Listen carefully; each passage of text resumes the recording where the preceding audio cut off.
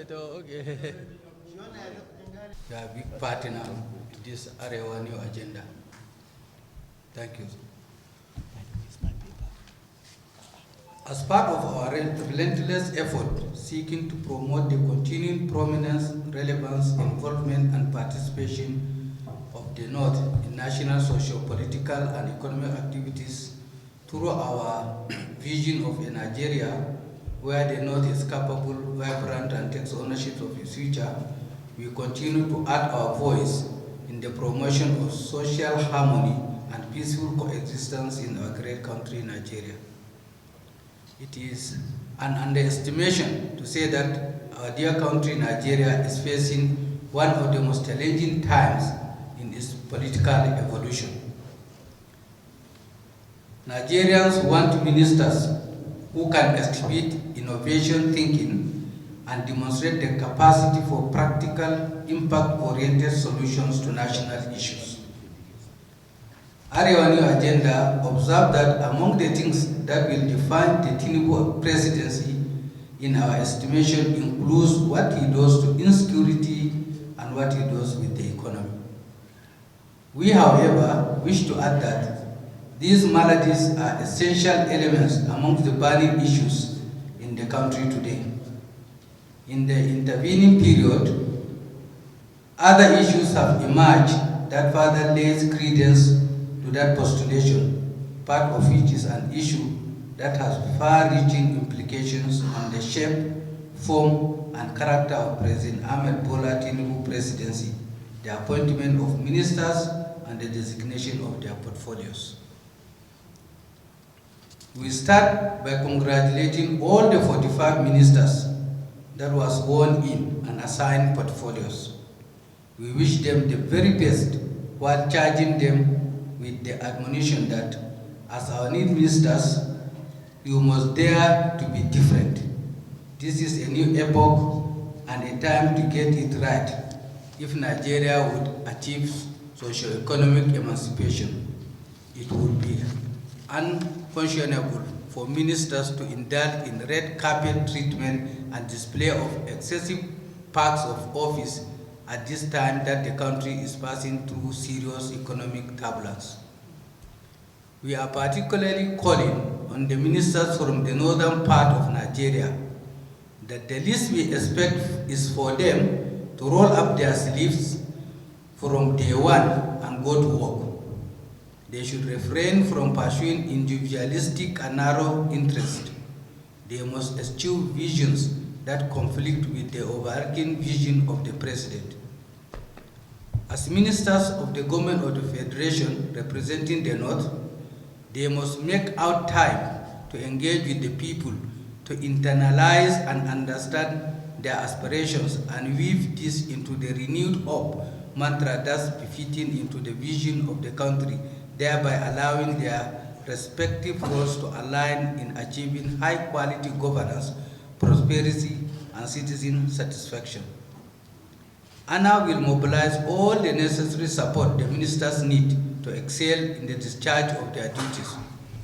But in the event of failure, we will not hesitate to request the President to review such appointment. As the ministers settle down to confront challenges of governance, ANA knows with disappointment and uncomplimentary remarks, attacks, anger, frustration, vituperation with which some persons hiding under the guise of religion, ethnicity, and using false and unsubstantiated allegations hurled at the new ministers even before they settle down.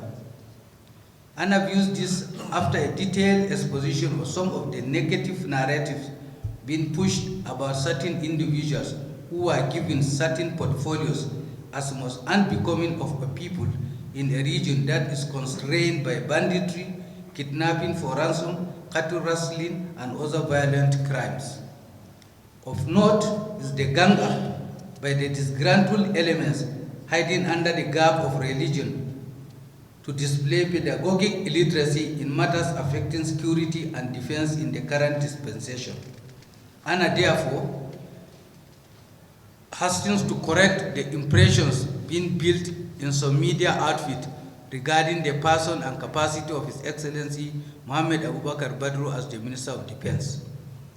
The gentleman Badru is the immediate past governor of Jigawa State and the chief security officer for a consecutive 2 terms of 8 years. It is on record that Jigawa State is one of the states with the least infiltration of banditry and bandits, kidnapping, and the farmer-herder violence. Amongst the 19 states of northern Nigeria, Jigawa stands head and shoulders in the deployment of its internally driven approach to ensuring safety, peace, and peaceful coexistence, despite its obvious disadvantage of being a border state to some of the countries serving as the operational basis of terrorist groups like Boko Haram, ISWAP, and their different factions. A man who has held sway in this kind of context is certainly no stranger to the defense of the territorial integrity of his state and is properly positioned to reenact this across the length and breadth of the country. Little wonder, on his first day in office, he gave the armed forces a 1-year deadline to end everything terrorism, banditry, and all other violence that has held the country down all the while. And true to nature, he got a note of yes, sir, from all the armed forces command structure. For 8 years, while other states were grappling with security challenges, Governor Badru led Jigawa State through a rapid transformation that is verifiable from the avalanche of critical infrastructure like road network, healthcare facilities, potable water, housing, and agricultural bumper harvest on an annual rolling basis. The track record of His Excellency Mohammed Badru in private and public sphere is well known to all. Anna has no doubt that he will bring that wealth of experience to bear in turning our country's security around for the better. Anna understands the great responsibility and careful deliberation that goes into selection of ministers and the subsequent allocation of portfolios as such. We express gratitude to His Excellency Bola Ahmed Tinubu for undergoing this process and coming up with crack grassroots mobilizers such as His Excellency Mohammed Badru as Minister of Defense among the current batch of ministers. We believe that insurgency, banditry are not equivalent to military attacks on nations. Rather, they are community-induced expressions of violent grievances that can only be addressed through community-driven intelligence and not the use of kinetic solutions alone. This indicates that the clamor by some people that persons with military training needs to be appointed into the Ministry of Defense defies simple logic. We have gone through this path for the past several years with little or nothing to show as a result of the use of these persons with military background. Anna solidly supports this paradigm shift of bringing core grassroots mobilizers to seek a new approach to taming a monster that has held the country's progress to ransom for too long. Anna calls on stakeholders to rally behind the Minister of Defense for optimal performance. In conclusion, tradition, culture, and religion of the people of northern Nigeria mandate us to support and respect leadership and constituted authority. Therefore, the insinuations of lack of competence on the Honorable Minister Badru to perform as Minister of Defense when he has not even started marks of ignorance and mischief on the part of those making the calls for his sack. We are optimistic that the current Minister of Defense is going to deploy to actually meet the demands of the office. My attitude has always been to be guided by somebody's track record.